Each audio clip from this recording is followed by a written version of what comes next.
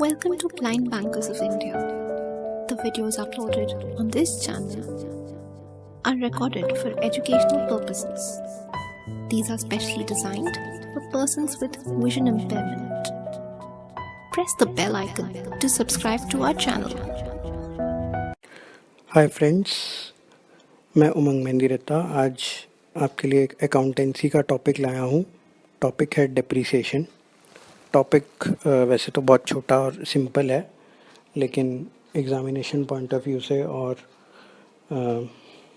Business को चलाने के लिए जो कंपनी जो अकाउंट्स में फ़ॉलो करती है, बहुत इम्पोर्टेंट टॉपिक है। सो इस टॉपिक में हम जानेंगे कि डेप्रिसिएशन क्या होता है और डेप्रिसिएशन क्यों होता है, डेप्रिसिएशन की ज़रूरत हमें क्यों पड़ी और डेप्रिसिएशन कैसे कैलकुलेट करते हैं, डेप्रिसिएशन के मेथड्स क्या हैं। So the decrease of value of an asset due to time usage and wear and tear and because of any other factor is called depreciation. Suppose 1st अप्रैल 2020 को एक machine खरीदी company ने। सो 31 March 2021 तक उस machine को company ने use किया। सो एक साल बाद उस मशीन की वैल्यू जो है वो कम हो जाएगी। 1 अप्रैल को अगर मशीन 10 लाख रुपीज़ की खरीदी गई तो 31 मार्च 2021 के बाद उसकी वैल्यू सपोज़ 9 लाख रुपीज़ रह गई। इसके कई फैक्टर्स हो सकते हैं। एक तो वो मशीन यूज़ हुई, अगर वो मशीन यूज़ ना भी होती तो टाइम के साथ साथ उसकी वैल्यू कम हो गई,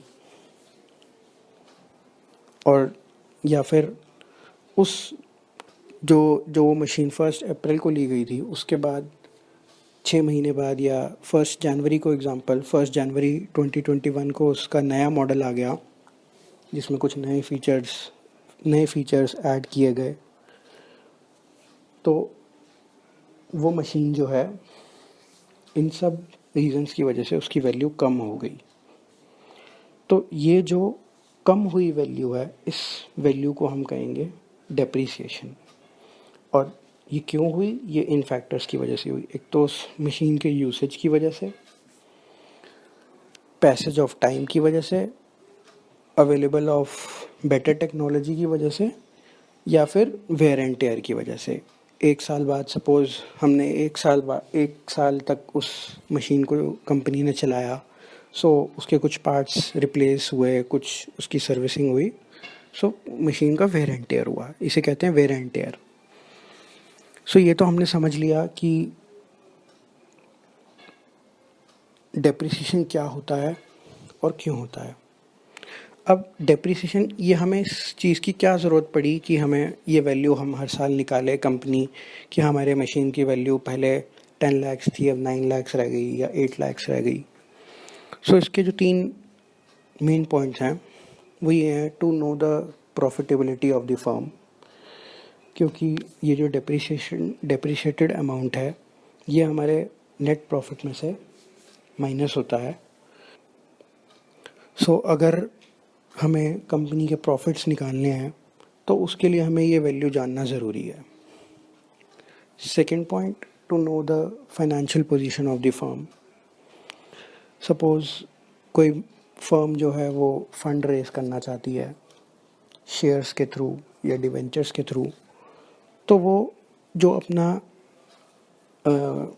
अपना ऑब्जेक्टिव बताएगी कि उसे किस पर्पस के लिए फंड्स चाहिए। सो जो भी उस पर्पस को देख के कंपनी में इन्वेस्ट करना चाहेगा उसे करेक्ट पोजीशन ऑफ एसेट्स पता होने चाहिए, करेक्ट पोजीशन ऑफ कंपनी पता होनी चाहिए कि कंपनी के पास कंपनी में कितनी जान है, तभी हम उस कंपनी में जो है फंड्स इन्वेस्ट करते हैं। सो उसके एसेट्स की अगर हमें सही वैल्यू पता होगी तो ही हम ये जज कर पाएंगे, या फिर कंपनी भी तो ही ये जज कर पाएगी कि जो प्रोजेक्ट वो ले रही है, जिस प्रोजेक्ट के लिए वो पैसा ले रही है, वो प्रोजेक्ट सक्सेसफुल होगा या नहीं। So to know the position of the firm, position of the assets, हमें डेप्रिसिएशन अमाउंट निकालना ज़रूरी है। जो 1 अप्रैल 2020 को कंपनी ने मशीन खरीदी थी, सपोज़ उससे कई बेटर मॉडल्स जो हैं या फिर कई बेटर सब्स्टिट्यूट्स जो हैं मार्केट में आ गए। सो जो 10 लाख की मशीन थी वो कुछ टाइम बाद, 2 साल बाद या 1 साल बाद सपोज़ 7 लाख की रह गई या 6 लाख की रह गई या 8 लाख की रह गई। तो कंपनी के जो एसेट्स हैं उसकी करेक्ट वैल्यू हमें पता चलती है जब हम एसेट्स में से डेप्रिसिएशन माइनस करते हैं। Third, to make the provision of assets. Company में जो प्लांट एंड मशीनरी यूज़ की जाती है वो बहुत ही एक्सपेंसिव होती है, बहुत मुश्किल होता है उसके लिए फंड्स को रेज़ करना। सो कंपनी को एक आइडिया हो जाता है कि एक मशीन जो हमने आज अप्रैल 2020 में ख़रीदी है उसकी लाइफ सपोज़ 10 साल है। तो कंपनी को ये आइडिया रहता है कि हर साल इस मशीन की इतनी वैल्यू जो है वो कम हो रही है। सो कंपनी उतनी वैल्यू का एक प्रोविज़न रख लेती है। सपोज़ 2021 में उस मशीन की वैल्यू 9 लाख रुपीज़ रह गई, देन 8 लाख 2022 में एंड सो ऑन। तो कंपनी जो है थोड़े पैसों का अरेंज करती रहती है। वो उतने पैसे अरेंज करती है कि जितनी वैल्यू डेप्रिसिएट हुई उस एसेट की, कि एक सर्टेन अमाउंट ऑफ टाइम के बाद कंपनी को जो है फंड्स की वजह से डिले ना करना पड़े और कंपनी को एकदम से फंड्स के लिए भागना ना पड़े। सो वो प्रोविजनिंग जो है वो अगर हम डेप्रिसिएशन कैलकुलेट करके रखें तो वो इजी हो जाता है और कंपनी को एक नए मशीन जो एक्वायर करनी होती है उसके लिए फंड्स इजीली अवेलेबल हो जाते हैं। ये जो प्रोविजनिंग है ये जब कंपनी करती है तो इसको उतने अमाउंट को, जो डेप्रिसिएट अमाउंट हर साल निकलता है, उतने अमाउंट को एक अलग से फंड में डालती रहती है जिसे हम कहते हैं सिंकिंग फंड। और उस अमाउंट को सिक्योरिटीज़ में, गवर्नमेंट सिक्योरिटीज़ में या फिर कहीं ना कहीं इन्वेस्ट करती रहती है, जिससे कि वो उस अमाउंट पे भी कुछ इनकम जो है वो रेज़ कर पाए और उसे कंपनी को जब एसेट एक्वायर करना हो तो उसके पास उस टाइम पे सफिशिएंट फंड हो। सो ये 3 पॉइंट्स थे बेसिकली कि हमें क्यों ज़रूरत पड़ी डेप्रिसिएशन कैलकुलेट करने की। अब हमारा नेक्स्ट टॉपिक है कि डेप्रिसिएशन कैलकुलेट करते कैसे हैं। हम कैसे ये पता चलाएंगे कि एक जो मशीन है उसकी वैल्यू जो 1 अप्रैल 2020 को थी, 2021 में उसकी वैल्यू कितनी रह गई। सो इसके लिए हमारे पास 3 मेथड्स हैं, straight line method, written down method, written down को हम डिमिनिशिंग मेथड भी कहते हैं, और स्ट्रेट लाइन को फिक्स्ड मेथड, और थर्ड है sum of digits method. So first है straight line method. Straight line method में क्या होता है कि सपोज 1 अप्रैल 2020 को एक मशीन खरीदी गई 10 लाख रुपए की और उसकी लाइफ को माना गया कि 10 साल। जब भी हम कोई मशीन खरीदते हैं तो हमें ये पता होता है कि ये मशीन जो है हमारी ऑन एन एवरेज 10 साल चलती है। या जैसे एग्ज़ाम्पल अगर हम कोई मोबाइल ख़रीदते हैं तो हमें पता होता है कि ये आजकल के जो फ़ोन्स आ रहे हैं वो 3 साल चलते हैं। और जो बड़ी बड़ी मशीनरीज़ होती हैं जो कंपनी जो बेचती है वो बता भी देती है कि इस मशीन की इतनी लाइफ होती है। सो 1 अप्रैल 2020 को एक मशीन खरीदी गई 10 लाख रुपए की। 31 मार्च 2021 को जब अकाउंट्स मेंटेन करने थे, सो उसकी 10 लाख की जो मशीन थी 10 इयर्स में उसकी वैल्यू ज़ीरो हो जाएगी सपोज़। तो 10 लाख का 10% हम निकालेंगे हर साल, जो कि हो जाएगा 1 लाख रुपीज़। सो 31 मार्च 2021 में 10 लाख रुपीज़ का 10% निकाला, 1 लाख आया। वो 1 लाख रुपीज़ जो है वो मशीन की वैल्यू हम मानेंगे कि 1 लाख रुपीज़ हमारी कम हो गई। जो मशीन 1/4/2020 को 10 लाख की थी वो 31/3/2021 में के बाद उसकी वैल्यू रह जाएगी 9 लाख रुपए। ये जो 1 लाख रुपए है ये होगा डेप्रिसिएशन। देन 31/3/2022 को उस मशीन की वैल्यू रह जाएगी 9 lakh rupees minus 1 lakh rupees. Then 31/3/2023 को 8 lakh rupees minus 1 lakh rupees. तो ये जो हमारा वैल्यू जो हमारी डेप्रिसिएट हो रही है ये कांस्टेंट है। हर साल 1-1 लाख रुपए मशीन की वैल्यू कम होती जा रही है। इसे कहते हैं फिक्स्ड और straight line method of depreciation.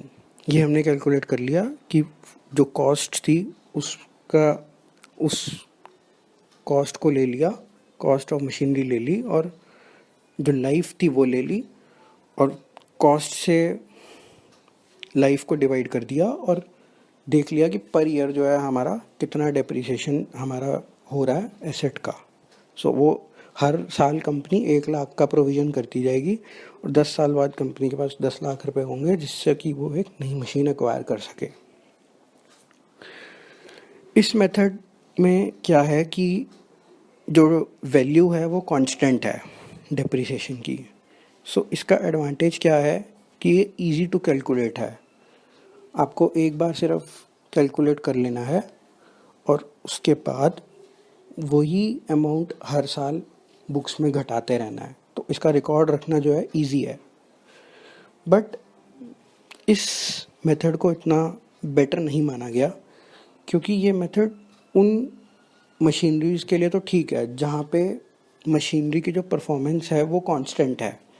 Machine का हमें पता है कि इतने साल चलेगी ही चलेगी और उस मशीन से हमें इतना ही काम लेना है, एक कांस्टेंट काम लेना है। अगर वो मशीन से हम कभी ज़्यादा काम लें कभी कम लें तो उसका जो मेंटेनेंस कॉस्ट है वो भी डिफ़र कर सकता है, और उस मेंटेनेंस कॉस्ट के बाद जो हम उसमें पार्ट्स चेंज करेंगे वो भी डिफ़र कर सकते हैं।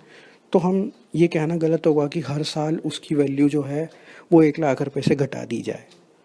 तो इसलिए ये मेथड उस मशीनरी के लिए तो ठीक है कि हमें पता है कि इतना ही एक कांस्टेंट ही उस मशीन ने काम करना है, कांस्टेंट ही हमें सर्विस देनी है, और कांस्टेंट सर्विस की वजह से हम उसकी एक कांस्टेंट डेप्रिसिएशन निकाल लें और उसको हर साल जो है अपनी अकाउंट्स की बुक में से घटाते रहें। सो ये है हमारा straight line method. But companies में इस तरीके से जो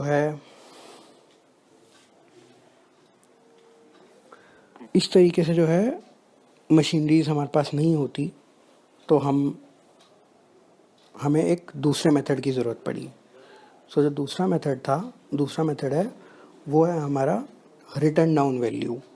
रिटर्न डाउन वैल्यू में अगर हम समझें तो इसी एग्जांपल को हम ले लें तो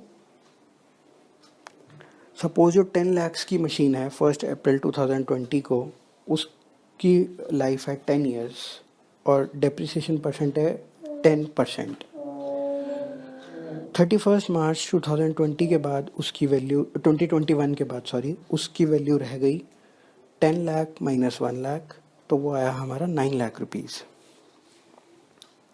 अब 1 अप्रैल 2021 के बाद जब 31 मार्च 2022 को हमें इसकी वैल्यू निकालनी है तो वो हम 10 लाख पर कैलकुलेट नहीं करेंगे, वो हम 9 लाख का 10% निकालेंगे जो कि होगा 9 लाख का 10% निकालेंगे जो कि होगा 90,000। सो 31 मार्च 2022 को इसकी वैल्यू रह जाएगी 8,10,000।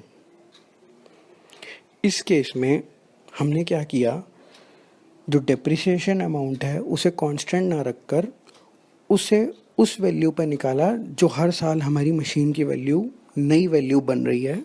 उस पे जब हम वही परसेंटेज डेप्रिसिएशन का निकालेंगे तो उसे हम कहेंगे रिटर्न डाउन। इस मेथड में क्या है कि आपका जो डेप्रिसिएशन अमाउंट है वो कांस्टेंट ना रहकर वेरी करेगा आपकी मशीन की जो वैल्यू आई थी उसके हिसाब से। ये मेथड ज़्यादा फीजेबल माना गया क्योंकि इसे इनकम टैक्स एक्ट और कंपनीज एक्ट में भी इसी मेथड को माना। सो ये था हमारा written down value method. Written down value method में हमने ये देखा कि जो हम डेप्रिसिएशन कैलकुलेट कर रहे हैं वो जो बची हुई एसेट की वैल्यू है उस वैल्यू पर कैलकुलेट कर रहे हैं, लेकिन स्ट्रेट लाइन मेथड में जो ओरिजिनल वैल्यू होती है एसेट की उसी पे हर साल डेप्रिसिएशन कैलकुलेट किया जाता है, जिसके चलते जो लाइफ ऑफ द एसेट है उस एंड ऑफ द लाइफ में स्ट्रेट लाइन से अगर हम डेप्रिसिएशन कैलकुलेट करें तो उसकी वैल्यू ज़ीरो हो जाती है और रिटन डाउन में उसकी वैल्यू एसेट की वैल्यू ज़ीरो नहीं होती। थर्ड जो मेथड है वो है हमारा sum of the years of digit method. जैसा कि हमें नाम से पता चल रहा है sum of the years of digit method of depreciation. इसमें हमें जो हमारी टोटल लाइफ है उसका सम निकालना है और उस पर डेप्रिसिएशन कैलकुलेट करना है, उसके हिसाब से डेप्रिसिएशन कैलकुलेट करना है। इसको एक एग्जांपल से समझते हैं तो ज़्यादा अच्छे से समझ आ पाएगा। सपोज़ एक मशीन जो हमने खरीदी 1 अप्रैल 2020 को, जिसकी वैल्यू है 1 लाख रुपीज़ और उसकी लाइफ है 4 इयर्स। सो 31 मार्च 2021 को हमें उसका डेप्रिसिएशन कैलकुलेट करना है sum of the year digit method से। सो हम क्या करेंगे, 4 इयर्स उसकी लाइफ है, सो हम इसका सम निकाल लेंगे। 4 + 3 + 2 + 1 दैट इक्वल्स टू 10। सो एक साल के बाद उसकी लाइफ रह गई 3 इयर्स एसेट की, बट इस सम ऑफ डिजिट ईयर्स का रूल है रिमेनिंग लाइफ प्लस जो साल आपका बीत गया वो ऐड करेंगे। सो 3 + 1 = 4। एक साल बाद उसकी लाइफ रह गई 3 साल और उसमें हम एक जोड़ेंगे, सो 4 इयर्स। सो हमारी जो डेप्रिसिएशन वैल्यू है वो होगी 4/10 × 1 lakh, so that equals to 40,000। So 1 lakh minus 40,000, so 31 March 2021 में हमारी जो वैल्यू है वो आ जाएगी 60,000। अब 31 मार्च 2022 को इस एसेट की अगर हमें वैल्यू निकालनी हो तो हमारे 2 इयर्स रह गए रिमेनिंग प्लस 1, क्योंकि जो साल हमने यूज़ किया वो भी ऐड करेंगे, 3 इयर्स रह जाएगी, 3 इयर्स हो जाएगा। सो हमारी 2022 में जो इसकी वैल्यू आएगी 31 मार्च 2022 को इसकी वैल्यू रहेगी 3/10 × 1 lakh, so that equals to 30,000। So अब हम 60,000 में से जो डेप्रिसिएशन अमाउंट हमारा आएगा वो आएगा 30,000। सो ये था हमारा sum of years of digit of depreciation method. अब ये तो थे मेथड्स ऑफ डेप्रिसिएशन। एक चीज़ मैं मेथड्स ऑफ डेप्रिसिएशन से पहले मुझे बतानी चाहिए थी, मैं भूल गया। सो अब मैं वो चीज़ कवर करना चाहूँगा कि हमें डेप्रिसिएशन अमाउंट जो है वो मेंटेन कैसे करना है, बुक्स अकाउंट्स की बुक्स में रिकॉर्ड कैसे रखना है कि हमारा कितना डेप्रिसिएशन हर साल निकलेगा जो कैलकुलेट होगा मशीन्स के ऊपर। तो उस केस में हमें एक डेप्रिसिएशन अकाउंट बना लेंगे अकाउंट्स में, अकाउंट्स की बुक्स में, और डेप्रिसिएशन अकाउंट को डेबिट करके क्रेडिट कर देंगे मशीनरी अकाउंट को। अगर हम मशीनरी का डेप्रिसिएशन निकाल रहे हैं, अगर हम किसी और चीज़ का डेप्रिसिएशन निकाल रहे हैं तो यहाँ तो हम उस चीज़ को क्रेडिट कर देंगे। एग्ज़ाम्पल, अगर हम 10 लाख का ले स्ट्रेट लाइन मेथड से समझें तो डेप्रिसिएशन अकाउंट डेबिटेड, जो डेप्रिसिएशन अमाउंट आया चाहे वो किसी भी मेथड से हमने कैलकुलेट किया हो, जो हमने स्ट्रेट लाइन से किया था। सो 10 लाख का हमने फर्स्ट ईयर के बाद जो निकाला था वो आया था 1 lakh. So depreciation amount debited ₹1 lakh, credited to machinery account ₹1 lakh. और ये जो 1 लाख है ये प्रॉफिट एंड लॉस अकाउंट में से जो नेट प्रॉफिट आएगा उसमें से माइनस हो जाएगा, और जहाँ मशीन की वैल्यू जो एसेट्स की वैल्यू है वो बैलेंस शीट में दिखेगी, उसमें से ये माइनस डेप्रिसिएशन, तो 1 लाख जो है वो वहाँ उस मशीन की वैल्यू में से माइनस हो जाएगा। सो ये एक तरीका है। और दूसरा जो तरीका है वो ये है कि हम एक प्रोविज़न ऑफ डेप्रिसिएशन का अकाउंट बना लें और डेप्रिसिएशन अकाउंट डेबिट करके क्रेडिट कर दें प्रोविज़न ऑफ डेप्रिसिएशन को, और वही डेप्रिसिएशन अमाउंट जो है वो प्रॉफिट एंड लॉस अकाउंट में से माइनस कर दें, प्रॉफिट में से प्रॉफिट एंड लॉस अकाउंट में ले लें, और जो नेट वैल्यू ऑफ एसेट है वो हम जो उसकी ओरिजिनल वैल्यू है उसमें से डेप्रिसिएशन अमाउंट करके माइनस करके उसकी नेट वैल्यू दिखा दें बैलेंस शीट में। वो जो है नेट वैल्यू बैलेंस शीट में आ जाएगी एसेट की। तो ये बन जाएगा हमारा। इस तरीके से हम डेप्रिसिएशन अकाउंट को बना सकते हैं और डेप्रिसिएशन जो है वो बुक्स में मेंटेन कर सकते हैं। इसमें ध्यान देने वाली बात ये है कि सपोज़ 1 जनवरी 2021 को हमने एक मशीन ख़रीदी और हमारी जो अकाउंटिंग ईयर है वो हमारा अप्रैल टू मार्च है।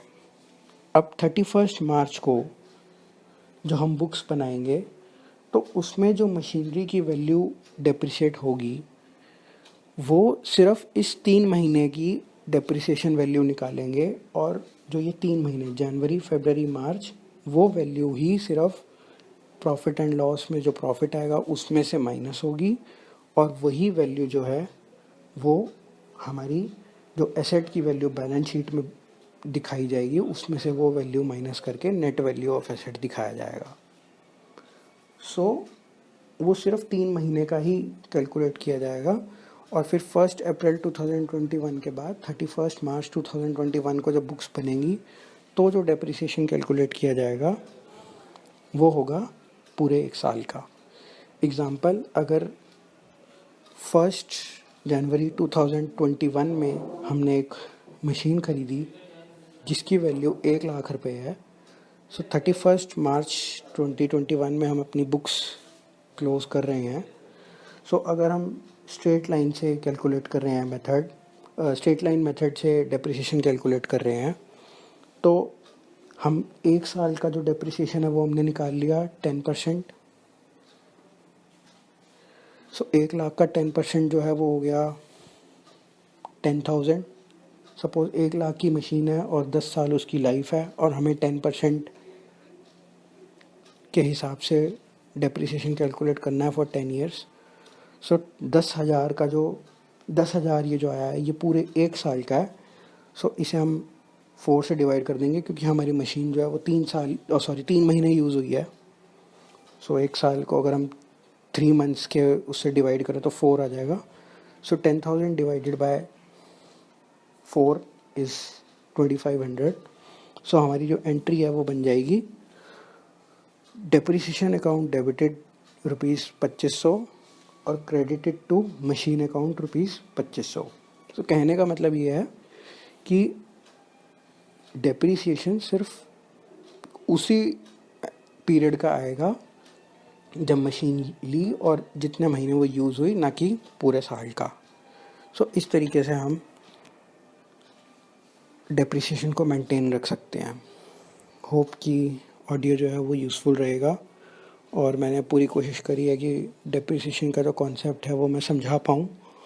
सो आप अपने फीडबैक ज़रूर दीजिएगा, अपना फीडबैक कि कैसे ऑडियो को और इम्प्रूव किया जा सकता है, और कैसे, या अगर आपको कोई चीज़ नहीं समझ आई इसमें तो वो भी कमेंट करके ज़रूर बताइएगा, ताकि मैं आने वाले ऑडियोज़ में जो है चीज़ों को इम्प्रूव कर पाऊँ। Thank you.